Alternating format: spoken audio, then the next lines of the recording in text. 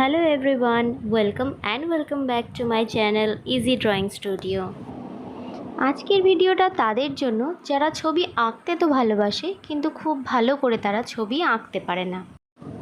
তাই কত সহজে একটা ছবি আঁকা যায় আজ তোমাদের সেটাই শেখাবো। তাই যাদের ছবি আঁকতে অসুবিধা হয় তারা ভিডিওটা স্কিপ না করে পুরো ভিডিওটা ভালো করে মন দিয়ে দেখো। এই ছবিটা আঁকতে বিশেষ কিছুই নয়, জাস্ট কয়েকটা শেপ প্রয়োজন। কি কি শেপ আঁকতে হবে সেগুলোই তোমাদেরকে এখন দেখাচ্ছি।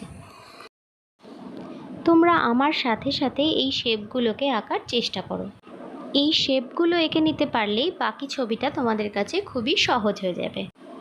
এগুলোকে একটার সঙ্গে একটা জুড়ে দিয়ে কিভাবে আমি ছবিটা তৈরি করছি সেটা একটু ভালো করে মন দিয়ে দেখে নাও।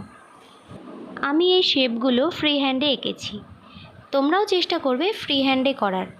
ইনকেস যদি তোমরা না পারো তখন কম্পাস, স্কেল, চাঁদা এগুলো ইউজ করতে পারো। ময়ূরের বডিটা আমার কমপ্লিট।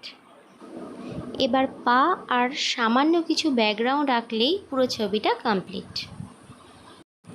বন্ধুরা, তোমাদের এক একটা লাইক কমেন্ট আমার কাছে ভীষণই গুরুত্বপূর্ণ, তাই প্লিজ তোমরা লাইক কমেন্ট করো, আমার খুব ভালো লাগবে।